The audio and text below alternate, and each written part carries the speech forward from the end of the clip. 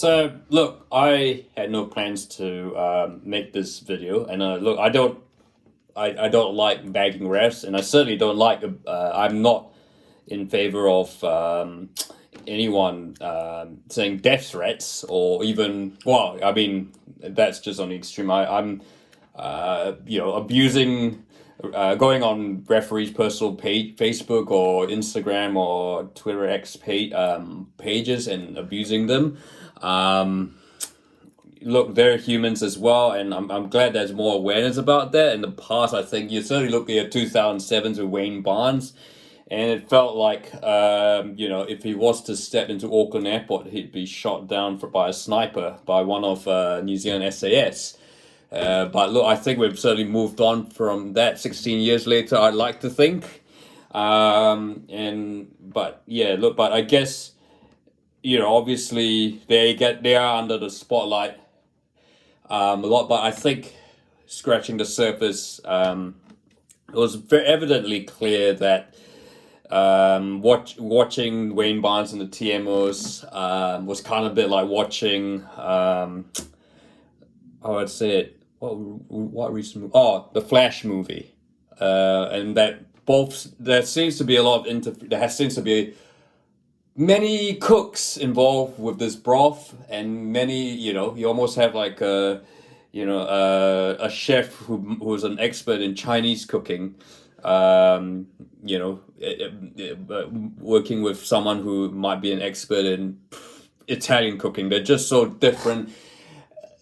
And as a result, you have this mess of a Rugby World Cup final, which really should have been the best. This has been the best Rugby World Cup by far, in my opinion.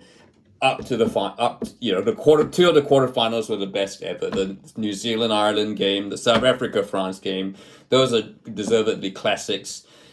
And but I think underneath that belly, which is a real shame, is that we have this obsession by World Rugby that you use the technology to make sure every single goddamn play is correct to the letter of the law and reviewed.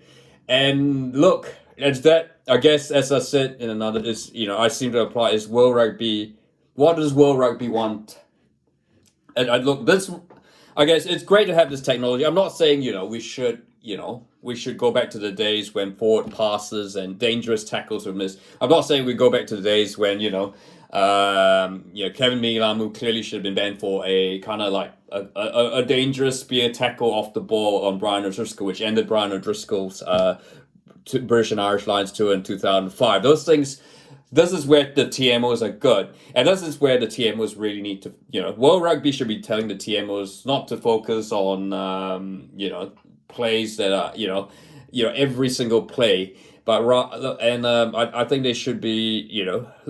I think there needs to be. Look, I know the spirit of the game is it's a lot of bull at most times, but I think in this context, you have to apply some spirit. Like, what are we using the TMO for? Are we trying to make sure everything is perfect? Because that's impossible. This is a human game. Wayne Barnes is doing it as best as he can, and so is the TMO, the whole English officials. And I guess, and I was listening to James Marshall's podcast, the Lads podcast, and I think Snakes was mentioning something about in the Premiership how the TMOs are quite, they do pick up on every single technicality. But this. I mean, we're outside the Premiership rules. I mean, are we? I guess. Is this what World Rugby wants? And if not, I don't know. I don't honestly. I think kids will struggle.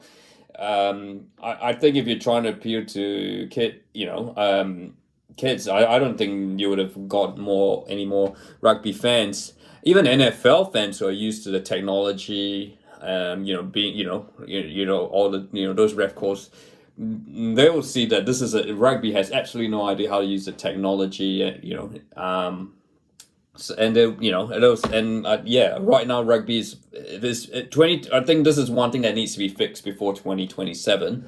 I think there really needs to be a review of what we're reviewing and what's the point of the TMO. Look, I mean, and I can, because I think it's also not helping the refs. Like I think Wayne Barnes looked like at the end of it like he had enough of the game, and I wouldn't be surprised if he hung up his whistle at the end of this summer, the Northern Hemisphere summer, because he's already reached the Rugby World Cup final, and then I think he probably feels there'll be a bit of regret that it's not the game that it's not the experience that he was hoping for. Which I mean, for a referee as good as him, that kind of sucks. So that's, look, World Rugby, you need to sort it out now. I mean, we're just days after Rugby World Cup final. We need to sort this out. Look, would it have changed? I'm not saying this as a bitter All Blacks fan who's disappointed. Look, congratulations. South Africa would have won anyway. And South Africa were clever in playing, knowing the situation, and they were much smarter. And you got to give them credit for it. We've, as I said, we've shown this current crop of All Blacks isn't quite street savvy with all this, and we suffered. So, but I think if you're looking at the game though, if you're looking as a rugby fan, I mean, I'm right now just not really sure I want to tune to Super Rugby next season. But I certainly will. I think it's just more fatigue after such a long season. But I bet a lot of rugby fans, a lot of casual fans, even long-term fans might have finally said enough's enough, and they'll be switching their focus to the Warriors and the NRL and other competitions. So so look, that's my thoughts, that's my rant. I mean, what I guess what needs to be done, or is World Rugby's obsession with getting everything right for the betterment of the sport? Is this something we're just going to have to get used to, or could there be things that could be has World Rugby just gone too far? So look, if you like this video, feel free to like and don't forget to subscribe.